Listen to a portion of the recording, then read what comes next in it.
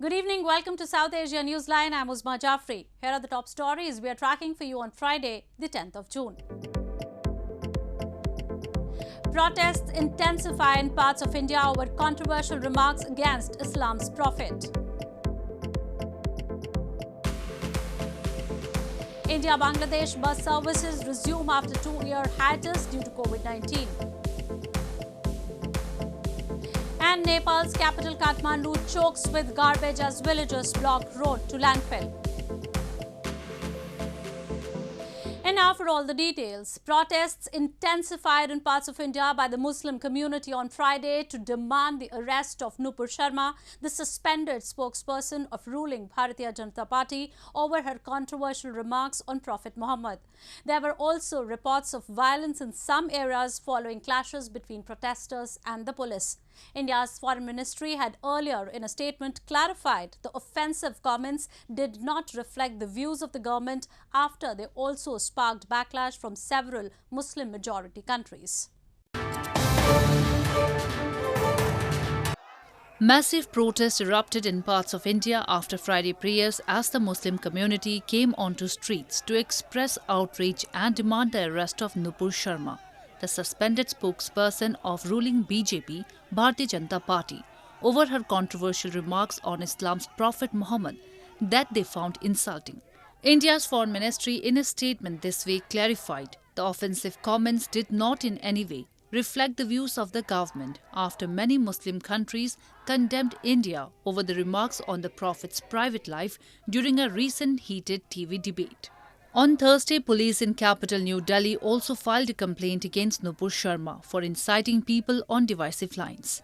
Calls have also grown for a boycott of Indian products in Gulf countries, while the BJP has suspended Nupur Sharma and another leader Naveen Kumar Jindal for similar remarks on social media and asked its spokespersons to speak more responsibly in public. ये सीधी हम लोग मुस्लिम लोगों की demand है कि नुपुर शर्मा को arrest किया जाए, जल्द से जल्द किया जाए.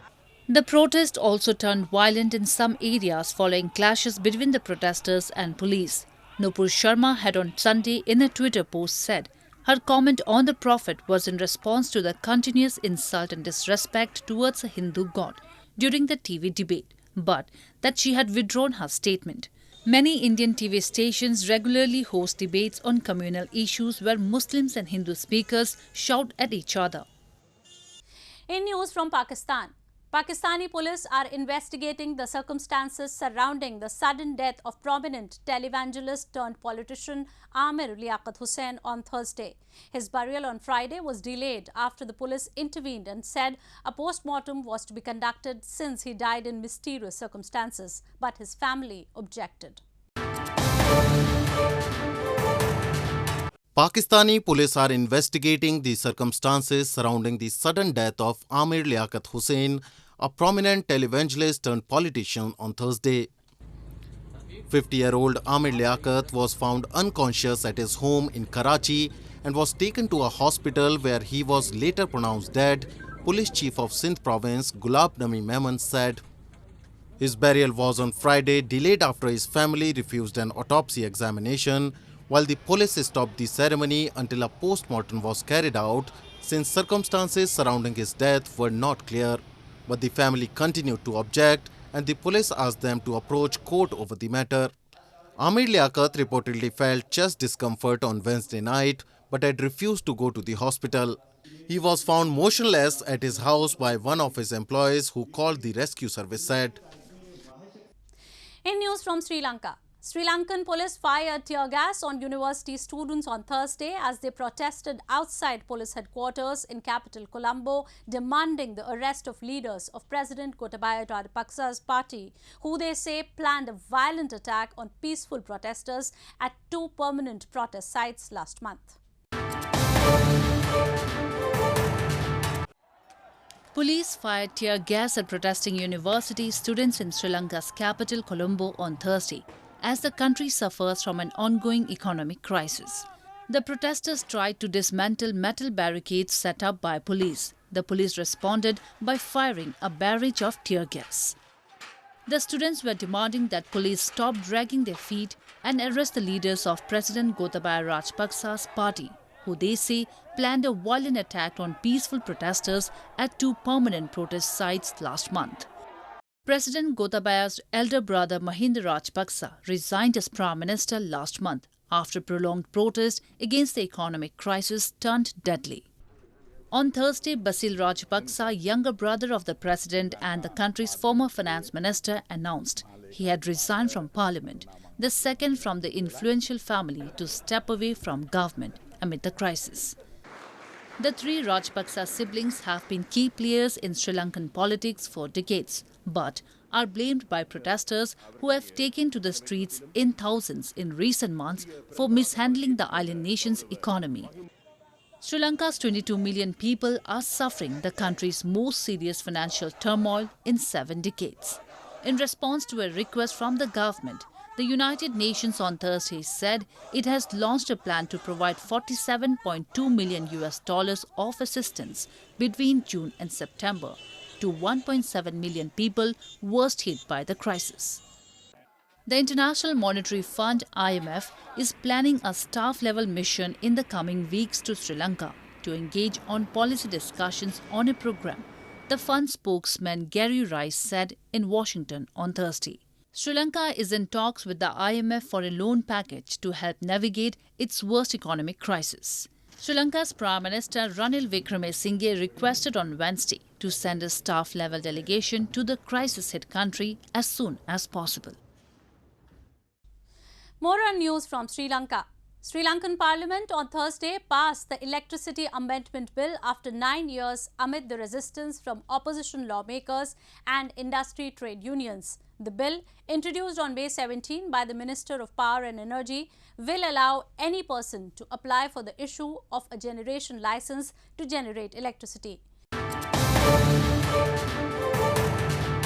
The Sri Lanka Electricity Amendment Bill was passed after 9 years by a majority vote in the Parliament on Thursday amid resistance from opposition lawmakers and power industry trade unions in the state-run Ceylon Electricity Board.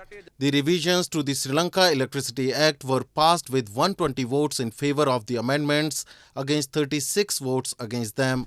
The legislation will allow any person to apply for the issue of a generation license to generate electricity. The amendments propose to facilitate the new generation plants and overhead lines with an aim to fast-track renewable energy projects. The parliamentary debate also included a renewable energy deal with India's Adani Group to build a 500-megawatt wind power plant in northern coast. The opposition charged that the deal was key to the amendments to the 1989 Act. Taking to Twitter, Energy Minister Kanchana Vijayasekara called the amendment essential to the quick development of renewable energy plants. He has earlier informed the parliament that the island nation is experiencing daily power outages due to a lack of dollars to import fuel to create electricity. Sri Lanka has been crippled by long power cuts due to lack of fuel. In news from Nepal, Nepal's capital Kathmandu is choking with heap of garbage, leaving residents and tourists to struggle with the problem. This came after villagers near a landfill site protested and barricaded roads to prevent garbage trucks from advancing. People held their noses and breaths as they walked past a large stinking heap of garbage in Kathmandu's Darbar Square on Thursday, which has been growing steadily after villagers near a landfill protested attempts to dump more trash there. The trash pile at the UNESCO World Heritage Site is one of the numerous spots in Kathmandu littered with huge and growing stacks of garbage, leaving residents and tourists to struggle with the problem. यो फोहोरले दुर्गन्धले कस्तो हुन्छ रुखो खोकी हामी मानवको जीवनमा एकदम राम्रो बास्ना आउने बेलामा यस्तो फोहोरको दुर्गन्धले गर्दा जरा आउने अनि औषधिमूलक गर्नलाई अब अस्पतालमा धाउनु पर्ने त्यसकारणले यो सडकमा कुनै कुनै काटेमा फोहोर राख्न नपाएदेखि सफा गर्न पाएदेखि हुन्थ्यो भने चाहिँ मेरो एकदम भनाइ. Yesterday, I went to Darbar Square. I paid 1,000 rupees to come in, and I know because of the earthquake in 2015, they're still building it. But I wish I had my phone with me.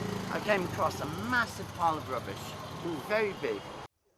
For weeks, proper disposal of waste has become a chronic problem in the hill-ringed city after residents near a small dumping site at a village outside Kathmandu blocked garbage trucks from unloading.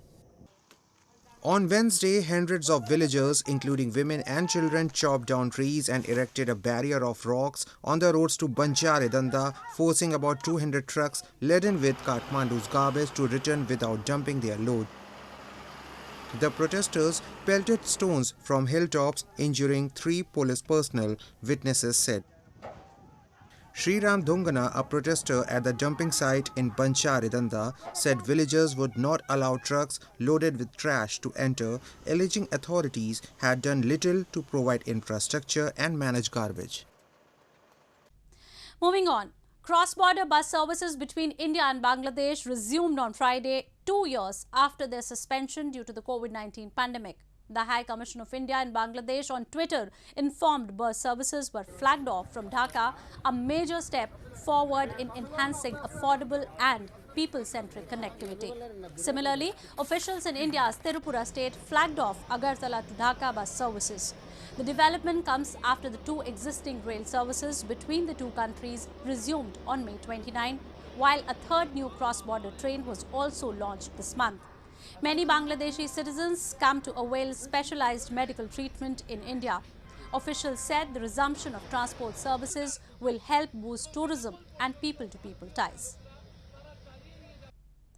Devotees offered around 125,000 mangoes to a Hindu deity at a temple in India's western Vadodara city to celebrate Patotsav festival. The annual event marks the day of the installation of the deity's idol in the temple.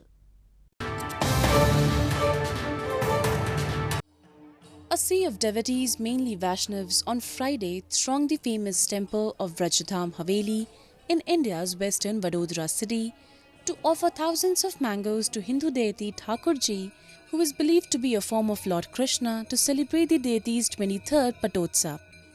The Patotsav is an annual celebration where devotees offer fruits, sugar, juices, flowers and incense to the deity. This year, they offered 125,000 mangoes to mark Patotsav, the day of the installation of the deity's idol in the temple. और ये संकुल में विराजते ठाकुर जी के 23वें पाटोत्सव के उपलक्ष्य में आज एक ऐतिहासिक 1.25 लाख केरी आम्रोत्सव का मनोरथ आयोजित किया गया है। आज हजारों की तादाद में केवल बड़ौदा से नहीं लेकिन गुजरात राज्य से आज वैष्णव लोग यहाँ दर्शनार्थ पधारे हैं। Vaishnav Hindus are considered as one of the major Hindu denominations. Followers of Vaishnavism believe in only one Hindu deity, which is Lord Vishnu and his incarnations. In an unprecedented wedding affair, 24-year-old Kshama Bindu from India's western Vadodara city married herself this week with full-blown Hindu rituals. She applied vermilion on her forehead and wore Mangal Sutra, a black beaded necklace donned by married women, making it India's first sologamy. Dressed in colourful Indian attire, family members and friends of Bindu danced to the tunes of Indian Bollywood songs in small post-wedding celebrations. In a video shared by Bindu, she thanked people who supported her and said many people wanted to attend her wedding and several were interested in sologamy. Her wedding was due to take place on June 11 but was rescheduled as she faced challenges with arranging the venue and priest.